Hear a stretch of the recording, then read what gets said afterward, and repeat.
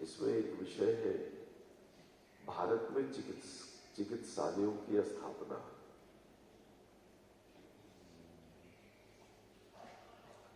हमें भारत के भिन्न भिन्न क्षेत्रों में जहां की जैसी मिट्टी है, उस मिट्टी की तासीर के हिसाब से चिकित्सालयों का निर्माण करना है।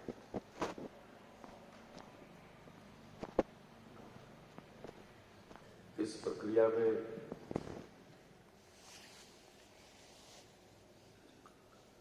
पहला कदम जो है आगे बढ़ाया है उड़ीसा प्रांत के वैद्य महेश्वर दास जी ने।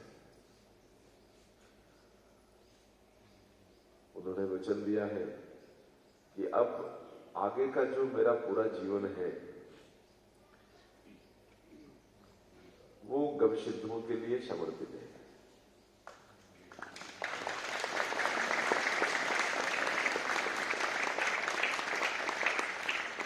उड़ीसा के कोणार्क, जहां का भूगोल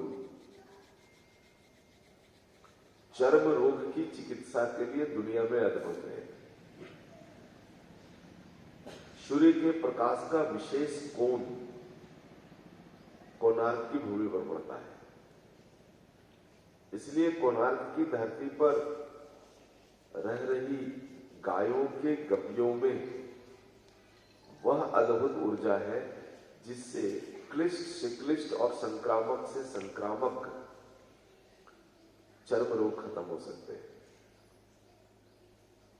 इसी कारण से हमने प्रस्ताव दिया था उड़ीसा के गविसिद्धों को, और महेश्वर दास जी ने इसे स्वीकार किया, वचन दिया। हमारा प्रयास है कि भारत में जितने भी उच्च कोटि के आयुर्वेद के जानकार हैं, वैद्य हैं, इनको हम अपने समूह में शामिल करें और उनके जीवन का जो एक बहुत गहरा अनुभव आयुर्वेद के प्रति है उसको लेकर और बहुत सारे चिकित्सालयों का निर्माण करें। इसमें से कई चीजें देखो सामने निकल करके आए। जो गविसिद्ध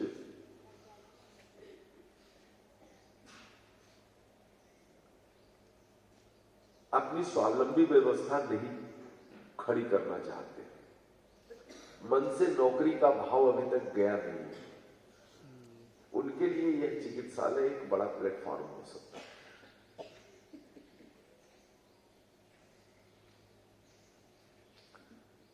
पंचगव्य से नियोजित रूप से चिकित्सा हो सकती है। ऐसा ही दूसरा प्रयास हमने पिछले साल गुजरात के प्रवास में किया। बलदानिया जी हैं, किशोर बलदानिया जी हैं नहीं।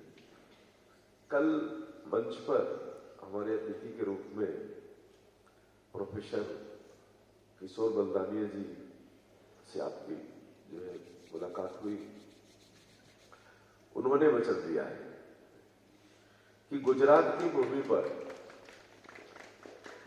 आप पंचगव्य के चिकित्सालय का निर्माण करो, हमारा पूरा जीवन आगे का उसके लिए समर्पित है।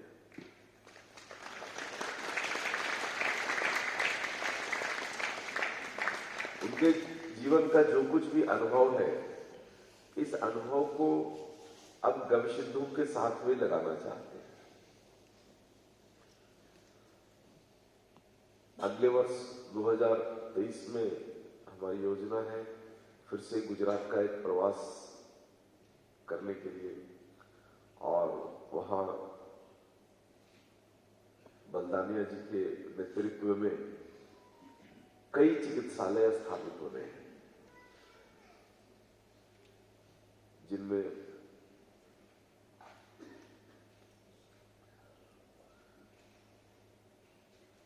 ऐसा ही एक प्रयास वर्ष महाराष्ट्र में किया। हमारे बीच पंडित जी ने अपने आचार्य सुभाष भाई पंडित जी ने एक प्रयास किया।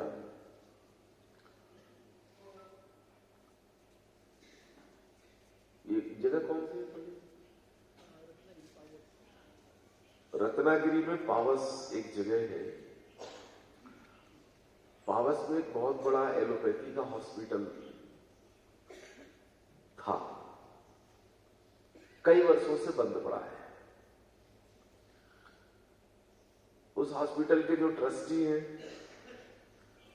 हॉस्पिटल के बगल में भारतीय नस्ल की गाय की गौशाला भी है। उनका नाम भंडारी जी, क्या पूरा नाम है?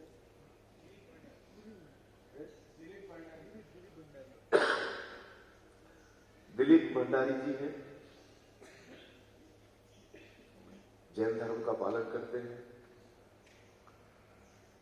तो पंडित जी ने एक प्रयास किया। भंडारी जी आए थे, लेकिन उस समय नहीं मिल पाया आप सभी से उनका परिचय कराने का। पिछले लगभग मुझे लगता है 6 महीने से उनसे वार्तालाप चल रही है। कुछ उनके कंडीशन होते हैं, कुछ हमारे कंडीशन होते हैं। अंततः वो कंडीशन पर आ गए और उन्होंने बहुत बड़ा हॉस्पिटल, कितना स्क्वायर फीट का होगा? 10,000 स्क्वायर फीट का है हॉस्पिटल, बंद पड़ा है पिछले 3-4 वर्षों से। उन्होंने पूरा पंचगवी की चिकित्सालय के लिए उसको अर्पण कर दिया है।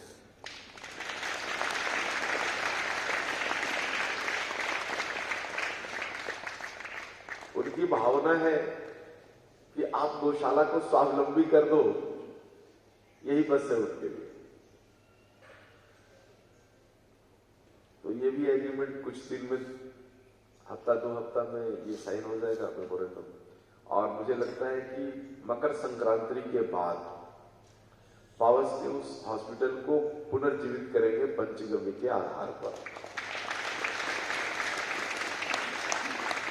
तो आप सभी देखो, गविशीतों से मैं यही कहूंगा कि 2 चीजों को पकड़ो आने वाले समय के लिए। एक, ऐसे व्यक्तित्व को ढूंढिए जिनका पूरा जीवन आयुर्वेद में गया है, सेवानिवृत्त है। ऐसे लोगों को ढूंढिए जिनको हमें पंचगव्य में लाना है। और दूसरा, देश के ऐसे हॉस्पिटलों को ढूंढो जो किसी कारण से बंद पड़े हैं।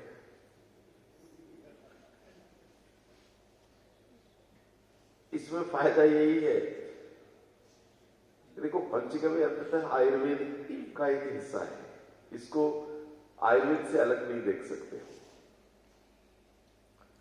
तो एक पूरे जीवन का अनुभव मिलता है जिससे हम पंचगव्य का आगे विकास भी कर सकते हैं। और दूसरा, बड़े बड़े हॉस्पिटल बनाने के लिए हमें पूंजी नहीं लगेगी यदि बंद इंफ्रास्ट्रक्चर को फिर से पुनर्जीवित करें। ऐसे कई वैद्य हैं जिनका जुड़ाव आयुर्वेदिक कॉलेजों से रहा, सेवानिवृत्ति हुई, लेकिन जीवन में संतुष्टि नहीं आई। जिन लोगों ने आयुर्वेद को आत्मसात किया है, नौकरी करते हुए उन्हें कभी संतुष्टि नहीं आई, क्योंकि ये कॉलेजों में 5-5.5 साल की जो पढ़ाई है, इसमें आयुर्वेद, मैं तो आयुर्वेद नहीं मानता इसे।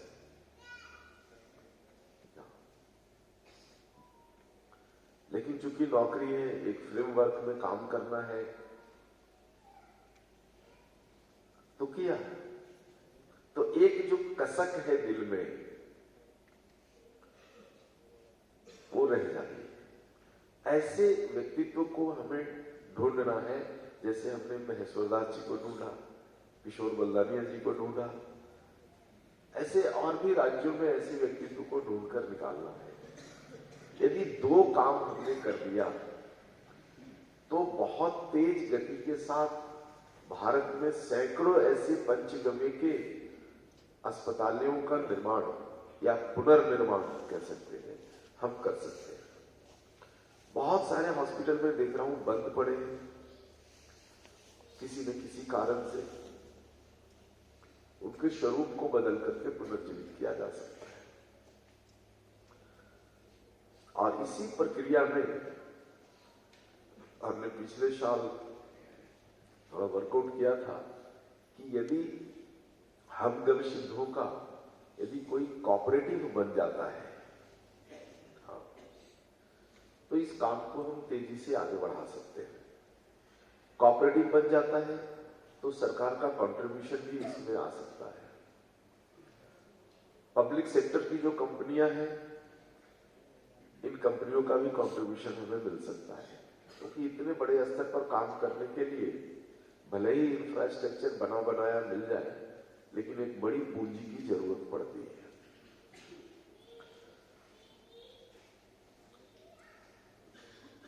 पिछले साल विचार भी बना, बहुत सारे काम भी हुए। गव्यसिद्धामृतम नेशनल कोऑपरेटिव सोसाइटी बनाने की कोशिश की और लगभग बना हुआ है। थोड़ा रजिस्ट्रेशन पंजीकरण की जरूरत है केवल। यदि आप सभी लोग इस विषय को समझते हुए आगे आते हैं तो मैं निश्चित रूप से कह सकता हूं कि आने वाले 2-3 महीने में गव्यसिद्धामृतम नेशनल कोऑपरेटिव सोसाइटी की स्थापना हो जाएगी। कोऑपरेटिव सोसाइटी में सरकार की भागीदारी भी होती है और जिन पंचगव्य की औषधियों के पंजीकरण के लिए हमें जो मुश्किल हो रहा है, ये सरल भी हो जाता है। तो एक बार यदि हम इसको कोऑपरेटिव सोसाइटी के अंदर लेकर के आ जाए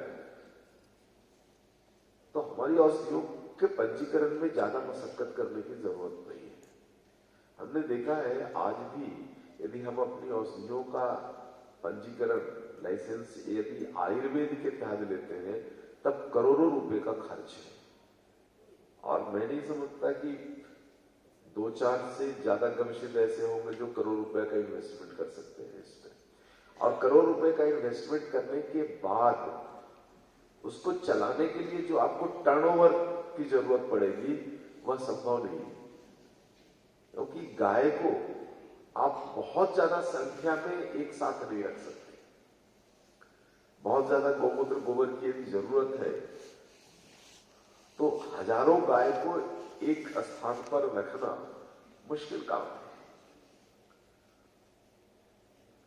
उनका परिपालन भी ठीक से नहीं हो सकता।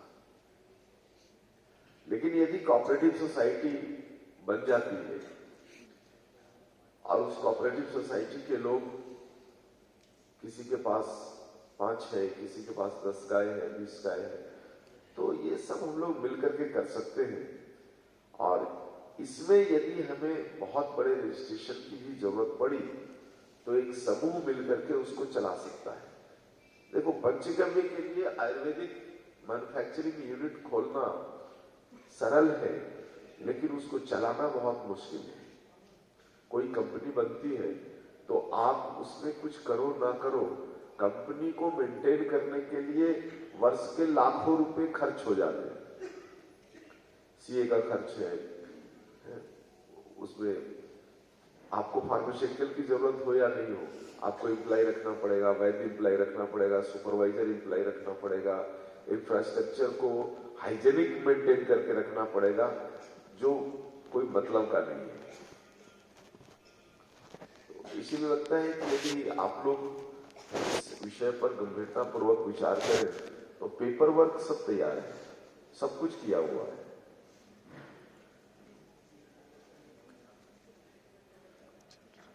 केवल आपको थोड़ी एक पहल करने की जरूरत है।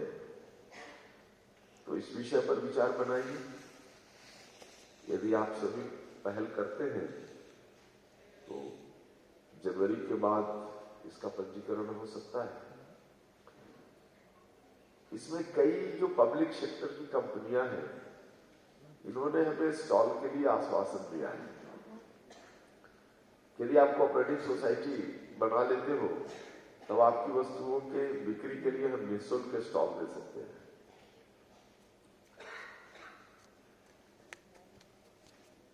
आप देखो, ये खादी कोऑपरेटिव सोसाइटी है तो खादी की बहुत सारी दुकानें हैं हमारे, और कहीं ना कहीं ये पब्लिक सेक्टर कंपनियों के द्वारा उनके वित्तीय सहायता से ये सारी चीजें चलती है। तो ऐसा एक प्रयोग हम लोग भी पंचगव्य को लेकर के कर सकते हैं। तो आप लोग सभी अपने अपने राज्य के अध्यक्ष के साथ वार्तालाप कीजिए, एक मन बनाइए, जुड़िए।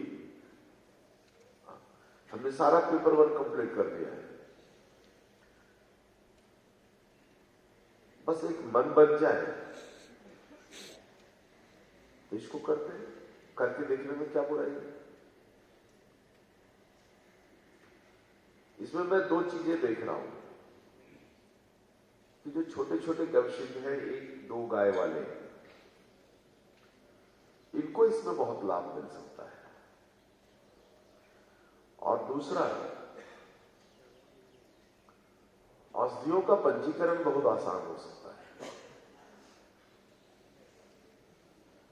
आप देखो, खादी भंडार में आप जाइए, नाम है खादी भंडार, लेकिन केवल खादी नहीं है जी, वहां बहुत सारी औषधियां भी हैं। एक भी औषधि का आयुर्वेद के अंतर्गत पंजीकरण नहीं है, लेकिन खादी कोऑपरेटिव सोसाइटी जिसमें सरकार का इंटरफेयर है, चलता है। तो जहां पर समूह में लाभ हो वहां सरकार इन चीजों को प्रमोट करती है। इस विषय पर एक विचार बनाओ आप। आज दिन भर समय है आपके पास, जितने भी मुझे लगता है 8 या 10 राज्य के आचार्यों के पास ये चीजें दी गई थी। आप लोगों ने समूह भी तैयार किया था, लेकिन फिर आगे काम नहीं बढ़ पाया, और इसके नेतृत्व के लिए आपको आगे आना पड़ेगा। जितने आचार्य संचालक हैं, आचार्य संचालकों से कहूंगा इस काम को आगे बढ़ाओ, इसको आगे बढ़ाइए। देखिए, व्यक्तिगत स्वार्थ जब कुछ छूटता है तभी कोई बड़ी चीजें बनती है।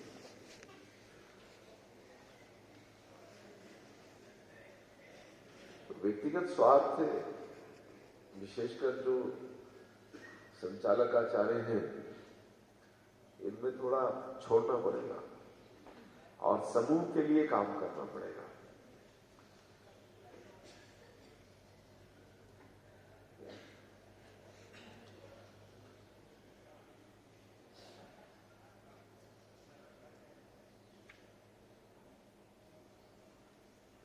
ये व्यक्तिगत चिकित्सालय की बात मैं नहीं कह रहा हूं। मैं जिस चिकित्सालय की बात कह रहा हूं वो एक सामूहिक है। जैसे पावश में जिस चिकित्सालय पर हमें मकर संक्रांति के बाद काम करना है, वह कोई व्यक्तिगत नहीं होगा। महाराष्ट्र का गमसिद्ध समूह उसको चलाएगा, और जितने लोग उसमें सेवा देंगे उनका फल उन सभी को मिलेगा। व्यक्तिगत चिकित्सालय तो बहुत लोग चला रहे हैं, चल ही रहा है।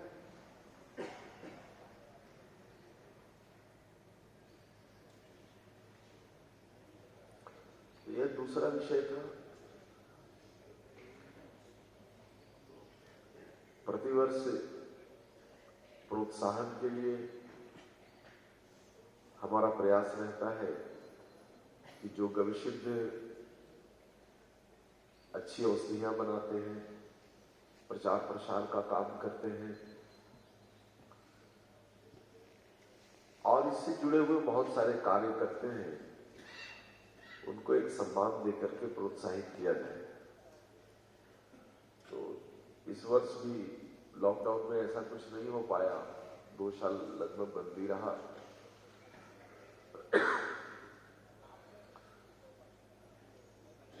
इस बार ये चयन किया है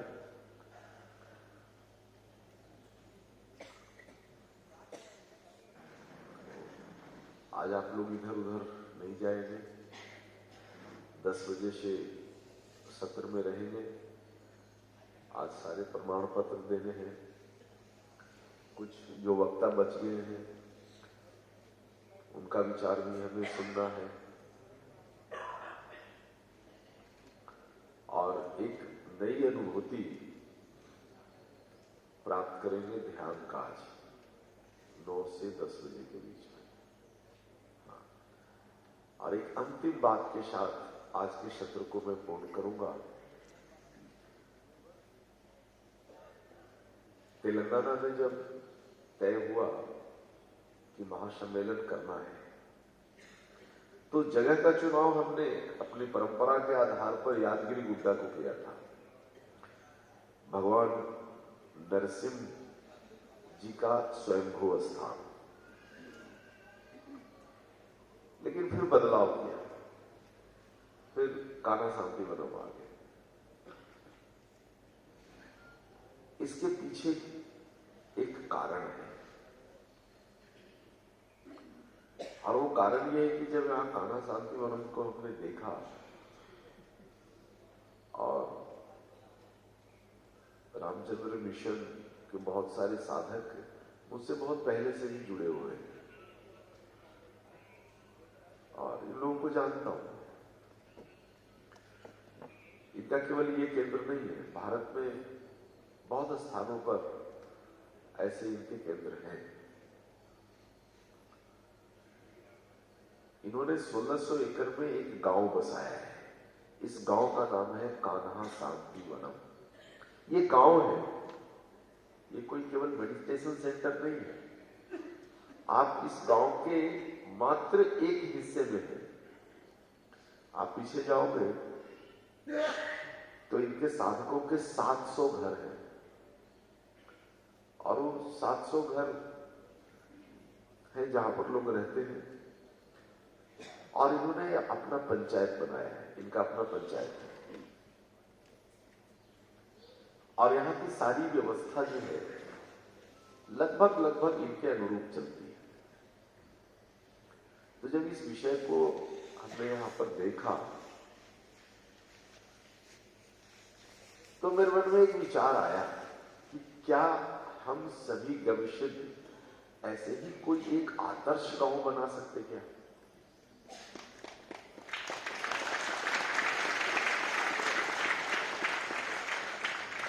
अब इनकी आर्थिक ताकत अंतर्राष्ट्रीय स्तर की है, हमारी आर्थिक ताकत राष्ट्रीय स्तर वाली तो है। तो कहीं किसी राज्य में जहां संभव हो सके वहां 400-500 एकड़ जमीन खरीदकर गविष्ठों का गांव बन सकता है।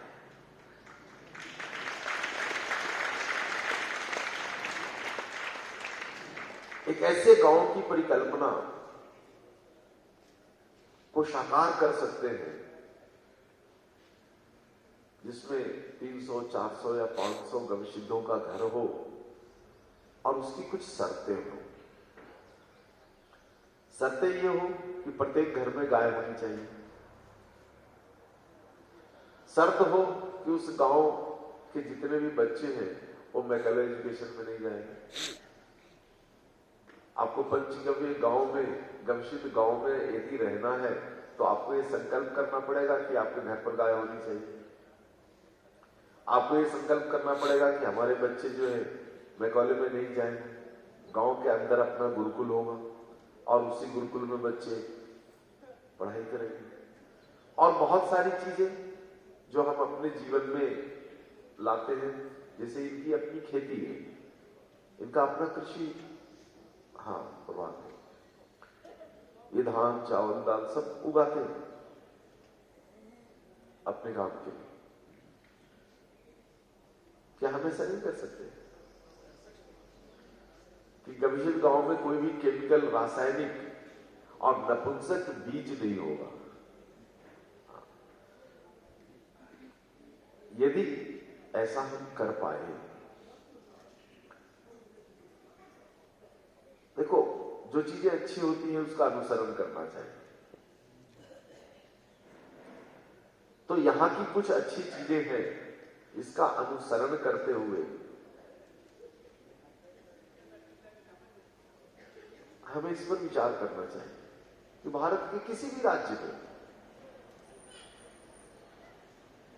जहां 400-500 एकड़ जगह मिल जाए,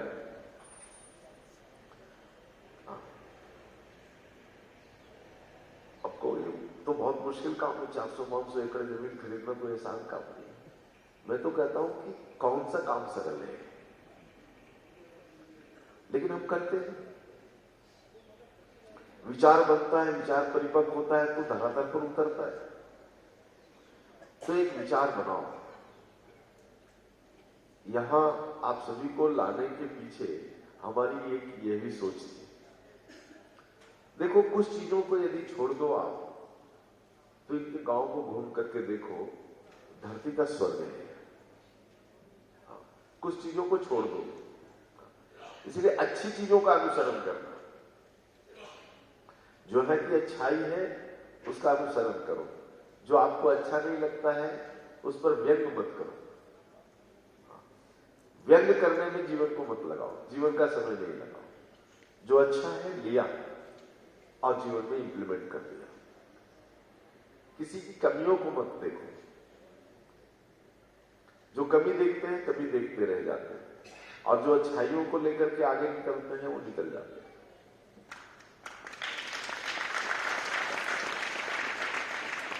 कमी किसमें नहीं है? किसमें कमी नहीं है? कोई एक व्यक्ति बताओ तो सही, क्या मुझ में नहीं कमी है? 100 खोट है मुझ में, तो मैं थोड़ी खोट बांटता हूं, लेकिन जो कुछ अच्छी चीजें हैं उसको बांटता हूं। अच्छी ले लो, यदि खोट देखोगे तो जिंदगी भर खोट देखते रह जाओ, और कुछ अच्छाई देखोगे तो अच्छाई को लेकर के आगे बढ़ सकते हो। उसी प्रकार यहां 3 दिन रहते हुए जो आपने फीलिंग किया, जो चीजें महसूस की, मैं भी जब यहां आया पहली बार देखा समझा,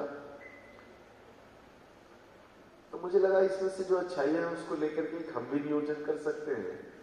तो आप लोगों को ये विषय मुझे दिखाना था, इसी के लिए यादगिरी गुड्डा को छोड़कर हमने यहां आए। कि कल्पना करो ना, हो सकता है ये 10 साल बाद साकार हो, 20 साल बाद साकार हो सकता है मेरे बाद साकार हो। समय की अवधारणा नहीं कर सकते कि ये काम इतने समय में हो जाएगा। प्रकृति की जब इच्छा होगी, गौ माता की जब इच्छा होगी, इस धरती पर गाय आधारित एक ग्राम के निर्माण की जब इच्छा होगी प्रकृति की, तो हो जाएगी। लेकिन विचार तो पालो, और हम भी और आप भी प्रयास में लगो। ऐसे ग्राम के निर्माण का पूरा नियोजन, पेपर वर्क अगर हम करके देते हैं तो हमें किसी राज्य की सरकार 500,000 एकड़ दे सकती है इस काम के लिए निःशुल्क। ऐसा भी संभव है, ऐसा भी संभव है।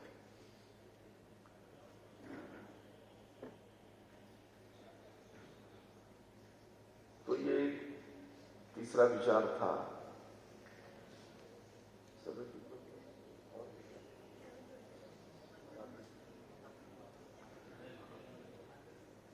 तो ये 3 विचार थे, तीनों विचार को संक्षिप्त में रखा है। ये गाय आधारित एक आदर्श ग्राम की जो परिकल्पना है, ये तो बहुत बड़ा विषय है।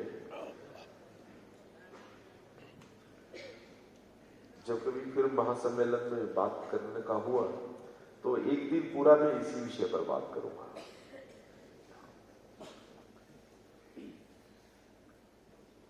आज तीसरा और अंतिम दिन है।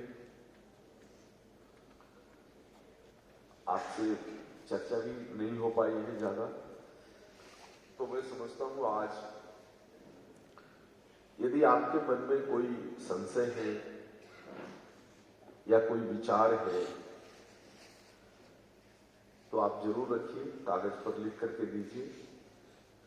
आप समझ लो यह सत्र नहीं है, ये हमारा पंचायत है। तो हम अपने पंचायत में निसंकोच अपने विचार को रख सकते हैं। तो जैसे मेरा विचार हुआ, मैंने अपना विचार रखा है। आपके मन में भी यदि कोई विचार होता है तो विचार को रखिए, आप उस विचार पर चर्चा करेंगे।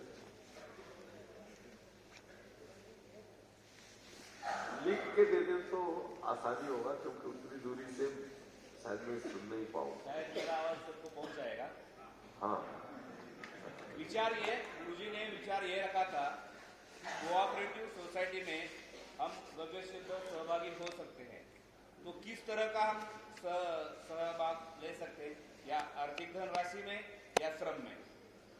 देखो इसमें होता क्या है कोऑपरेटिव सोसाइटी में कि एक सामूहिक कंपनी बनता है और उसमें शेयर होल्डर होते हैं।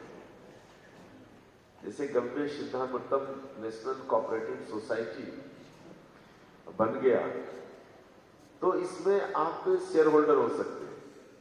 अब भले आप दवाई बनाए नहीं बनाए, पंचगव्य बनाए या नहीं बनाए, एक कंपनी जो प्रॉफिट करेगी उस प्रॉफिट में आपका शेयर मिलता रहेगा। दूसरा ये होता है कि सरकार भी चाहती है कि देश में कुछ ऐसे कोऑपरेटिव बने। तो जैसे हम सभी गव्यसिद्धों ने 1 करोड़ रुपया पूंजी खड़ी की शेयर से, तो सरकार का नियम है कि सरकार उसमें 19 गुना जोड़ के दे देती है। यदि हम लोग 1 करोड़ रुपया खड़ा करते हैं तो सरकार हमें 19 से 20 करोड़ रुपया दे सकती है, और वो सर्विस इंटरेस्ट होता है, चुकाना पड़ता है, लेकिन उसमें ब्याज लगभग वो सर्विस चार्ज के बराबर होता है। और कभी कभी वो ग्रांट सब्सिडी ये सब सारी चीजें भी मिलते रहती है। तो सरकार की मदद से एक बड़ा पूंजी जो भी है लिख के दे दीजिए, आप लिख करके दे दें, आप राइट एंड गिव।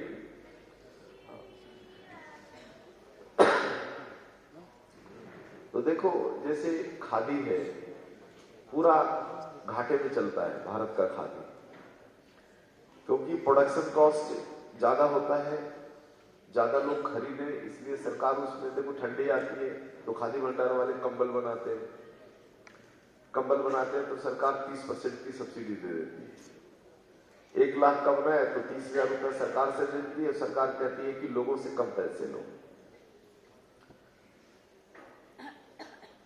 तो चिकित्सा के क्षेत्र में भी ऐसा प्रयोग हो सकता है।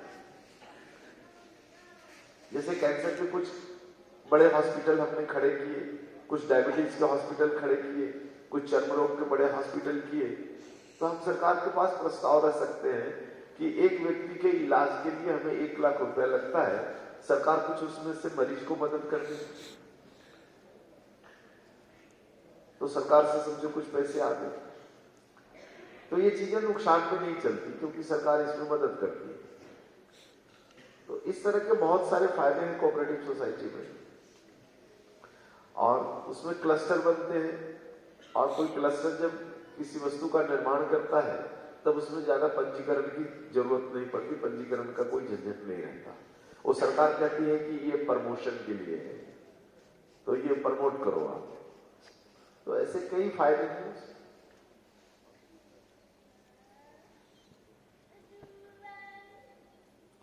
बहुत सारी कंपनियां, जैसे उदाहरण के रूप में रखूं तो आप देखोगे कि रेल जो है, स्टेशनों पर गीता प्रेस के बहुत सारे स्टॉल मिलेंगे आपको, जहां उनकी किताबें बिकती हैं। इस तरह की बहुत सारे आपको मिल जाएंगे स्टेशनों पर। हम रेलवे के पास भी एक प्रस्ताव रख सकते हैं कि आप सारे बड़े स्टेशनों पर एक पंचगव्य का आउटलेट दे दो, तो रेलवे दे सकती है। हम एयरपोर्ट अथॉरिटी को कह सकते हैं कि भाई आप अपने सारे एयरपोर्ट पर हमें एक 10 बाई 10 का एक जगह दे दो पंचगव्य के प्रमोशन के लिए। तो दे सकती है, मिल सकता है। यदि ऐसा हम कर पाए तो बहुत तेजी के साथ पंचगव्य को पूरी दुनिया में स्थापित कर सकते हैं।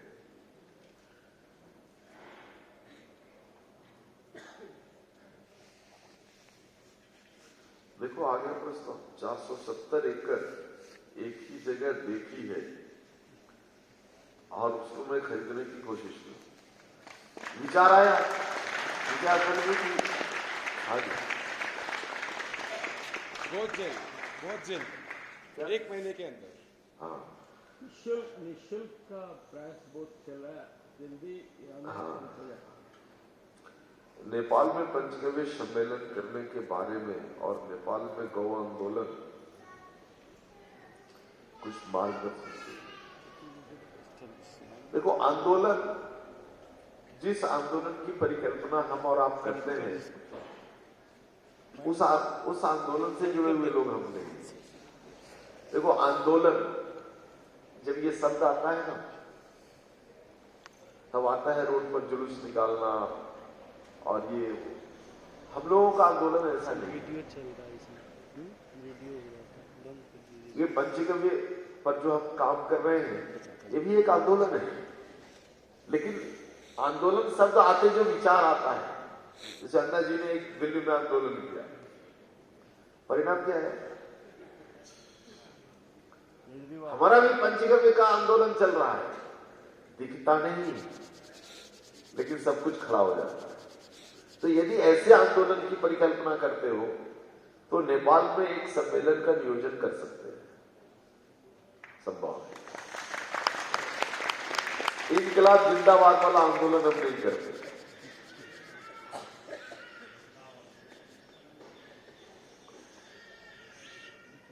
वहां पंचगव्य का काम शुरू हो,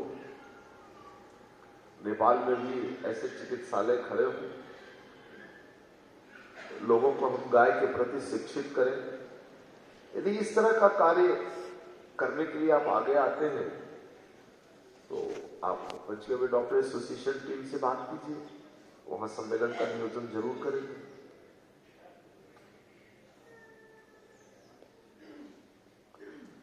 और कोई विचार है? यदि कोई विचार नहीं है तो इस सत्र को यहीं पर हम पूर्ण कर देंगे। अल्पाहार और हाँ जी,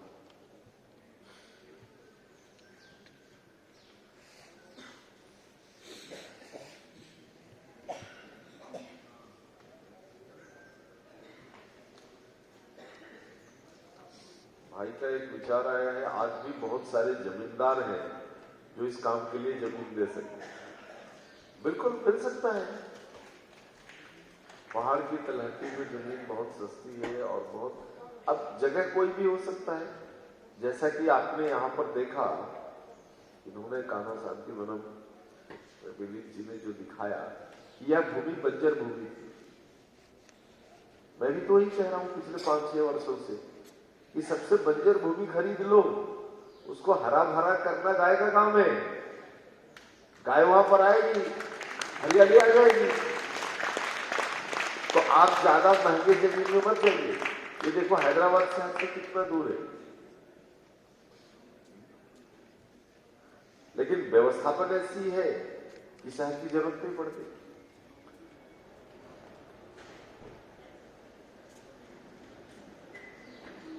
चेन्नई गुरुकुल में बच्चों को भेजने की क्या प्रक्रिया है? प्रक्रिया स्पष्ट है, जो प्रथम दिन आपसे बात की कि 10 वर्ष के बाद, 10-12 वर्ष के बाद, उससे कम उम्र में नहीं, 10-12 वर्ष से ऊपर का कोई बच्चा है तो आप लेकर के आइए, उस पर विचार जरूर करेंगे। लेकिन यदि कहीं आपके मन में वो आधुनिकता वाला विचार है तो बेहतर है कि बच्चों को नहीं लेके आना, क्योंकि हमारे यहां वो बच्चा टिक नहीं पाएगा।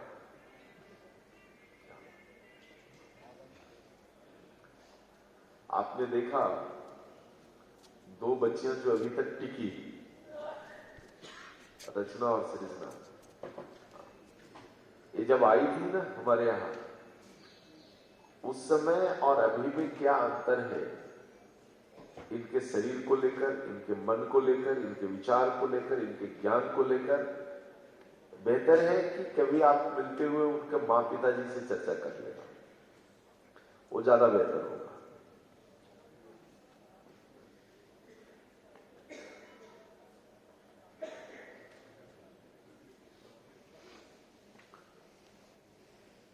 मेरा जो एक अनुभव है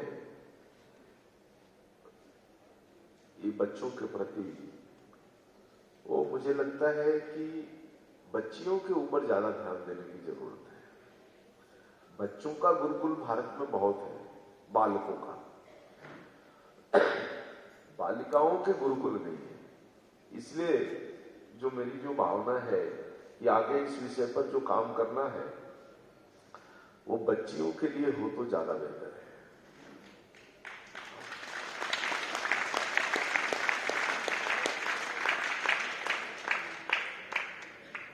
बच्चियों को देखो, ये मेरा पर्सनल व्यक्तिगत अनुभव है, हो सकता है मैं गलत रहूं। बच्चियों को एक नए फ्रेम में ढालना बहुत आसान है बालकों की अपेक्षा।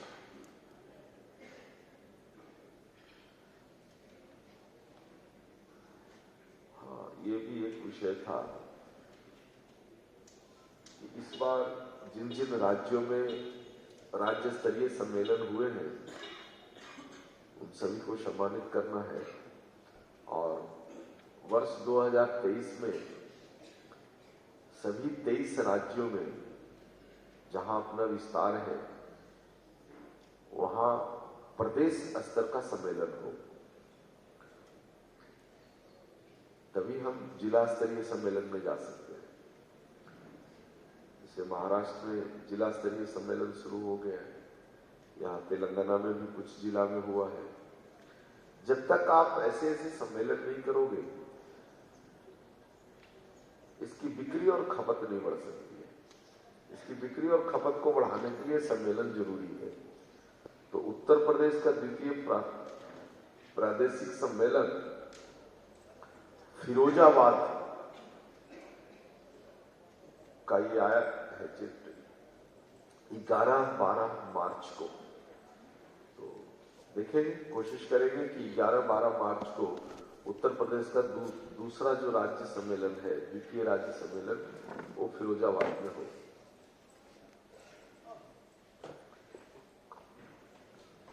कोऑपरेटिव में हम सहभागी कैसे हो सकते हैं? सबसे पहली बात है कि कोऑपरेटिव को खड़ा करने के लिए कम से कम 5 गविसिद्धों को आगे आना चाहिए। कम से कम 5 लोगों को आगे होना चाहिए। और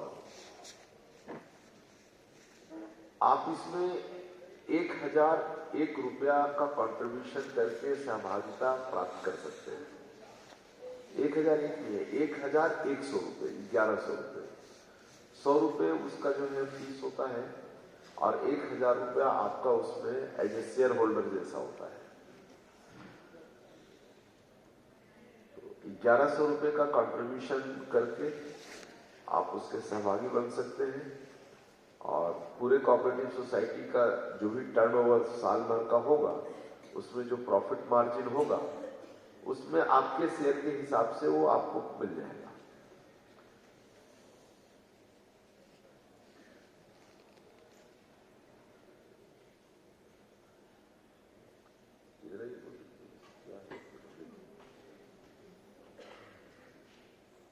जितने भी मंदिर हैं उन मंदिरों कम से कम एक गाय गौशाला। ये देखो, अब मंदिर सब हमारे कंट्रोल में है क्या?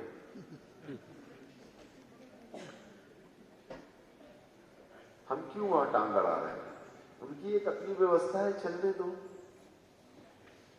आप यदि कोई नए मंदिर का निर्माण करते हो तब उसमें गौशाला का प्रोविजन जरूर रखो। मैं इतना ही कहूंगा।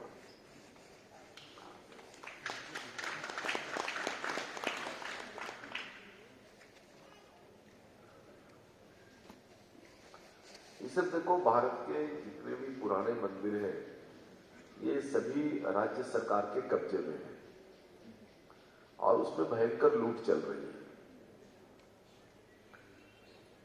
एक बड़ी कड़वी बात कहता हूं आपको कि दक्षिण भारत का एक बहुत बड़ा मंदिर है, तिरुमल तिरुपति देवस्थानम। तिरुमल तिरुपति देवस्थानम का जो अपना व्यक्तिगत कोष है, उस कोष से यहां की आंध्र प्रदेश की सरकार जितना कर्ज ले चुकी है, आंध्र प्रदेश पूरा बिक जाए तब भी तिरुमल तिरुपति देवस्थानम का कर्ज नहीं चुकेगा। इतनी बड़ी लूट है। वो एक अलग विषय है, वो एक अलग विषय है। मुझे नहीं लगता कि उसमें अपने को पढ़ने की जरूरत है। पुणे जिला महाराष्ट्र में पंचगढ़ विस्तार केंद्र जनवरी में, ये किसने लिखा है? कुछ नाम है नहीं? हाँ, तो ये सब छोड़ो, ये सब ज्यादा आपको पचड़े में नहीं पढ़ना है। ये हो गया। One ashram should be established near Renu. One can come and stay, do service for 2 days, just make it. Panchgiri, Siddhashram, keep it some idea. हाँ, ऐसा हो सकता है, लेकिन मैं कहूँगा आश्रम से ज्यादा अच्छा है कि आप ऐसी कोई गौशाला का निर्माण करो जहां लोग स्वास्थ्य लाभ के लिए आकर के कुछ दिन रहे। आश्रम से ज्यादा बेहतर होगा वो।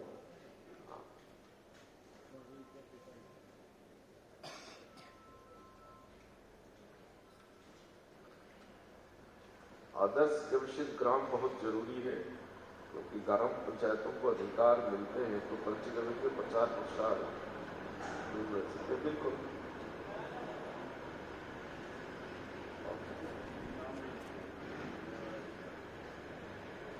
पुणे में विस्तार केंद्र तो है। गवेषक आमोद केलकर जी के नेतृत्व में उनकी गौशाला में विस्तार केंद्र चल रहा है। पुणे में जो दीवा में बंद हुआ, उसके बाद केलकर जी ने शुरू कर दिया है।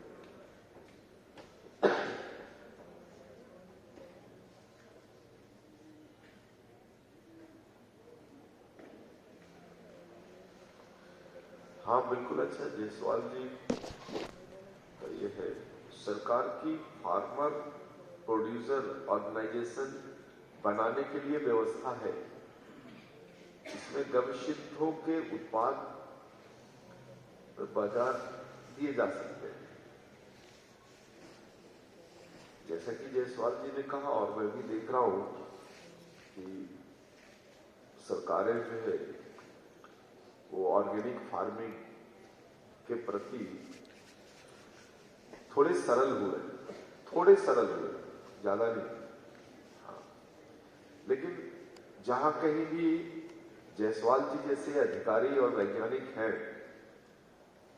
वहां तो कुछ काम हो रहा है, लेकिन ज्यादातर जगहों में ये पेपर वर्क हो रहा है। कारण यही है कि इस दिशा में लोग आगे नहीं आ रहे हैं। तो यदि हम गौशाला के साथ साथ प्राकृतिक कृषि की ओर बढ़ते हैं, तो पहले की अपेक्षा अभी की सरकारें ठीक है इस दिशा में। लेकिन आज भी स्थिति वही है कि जो सरकार ने जो चीजें दी है वो लड़के लेना पड़ता है, सहज रूप में मिलता नहीं है। और सिद्धार्थ जी जैसे ऑफिसर बहुत कम है देश में। मैंने देखा है इनका काम। बिरसा कृषि विश्वविद्यालय के साथ संयुक्त तत्वाधान में वहां पर राज्य स्तरीय जो सम्मेलन हमारा हुआ, वहां हमने देखा कि किसानों को किस तरह से इकट्ठा किया है इन्होंने, उनका उत्पादन बढ़ाया है और उत्पादन के साथ साथ पूरा बाजार देने का काम किया है। क्योंकि देखो, जो उत्पादन में लगा हुआ है ना, वो बाजार नहीं दे सकता, उसको किसान को फुर्सत नहीं होती।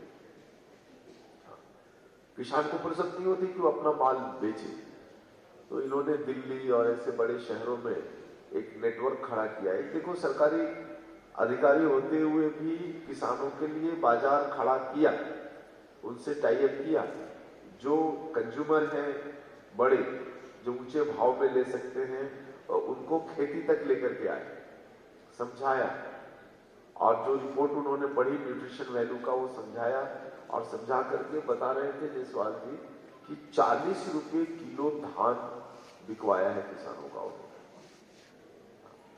यदि किसानों को धान की कीमत 40 रुपया मिल जाए तो किसान दुखी नहीं होगा। सरकार का जो समर्थन मूल्य है हमारे यहाँ तमिलनाडु में, वो 14 रुपया है। 14 रुपया से 16 रुपया है समर्थन मूल्य। मैं भी पिछले 20 साल से मुख्यतः धान का फसल करता हूं।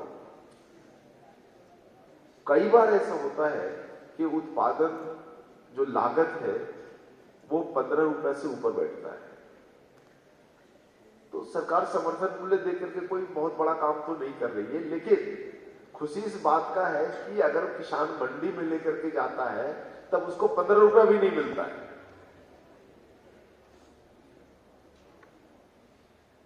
आप यदि पूरा मेहनत जोड़ लो, निकाल लो, ये किसान उत्पादन करता है तब उसका कितना खर्च होता है, कितनी व्यवस्थाएं लगती है, तो ये 15 रुपए कोई ज्यादा नहीं है, उसमें उसकी मजदूरी भी नहीं निकलती है। लेकिन चूंकि किसान अपना और अपने परिवार के श्रम का मूल्यांकन नहीं कर पाता, इसलिए लगता है कि नहीं कुछ मिल रहा है। तो जायसवाल जी ने अपना लिंक दिया है, आप उनसे मिलिए, चर्चा कीजिए, और वो आपको बताएंगे कि आपके राज्य में कहां पर ये संस्थाएं हैं जो इसको प्रमोट कर सकती हैं। तो इस सत्र को यहीं पर पूरा कर देंगे, समय भी हुआ है और 9 बजे हमें एक नए सत्र के लिए हम सभी को जाना है। तो शांतिपूर्वक हम लोग जाएंगे और वापस 10 बजे, ठीक 10 बजे ये सत्र को शुरू कर देंगे। तो आप सभी को धन्यवाद मैं देता हूं, आप लोगों ने इतनी देर तक बैठे इन चीजों पर विचार किया है। ठीक है, नाश्ता करें, आप लोग अल्पाहार करें, मैं पूछता हूं कि कहाँ चल रहा है। तो अवेलू कहाँ है? तो मेन मेडिटेशन हॉल तो मुझे भी पता नहीं।